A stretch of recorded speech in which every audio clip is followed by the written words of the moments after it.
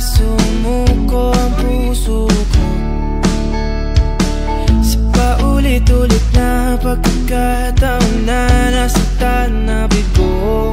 Mukhang delikado na naman ako. Bakit ba kinikilig na naman ako? Pero ngayon ay parang kakaiba.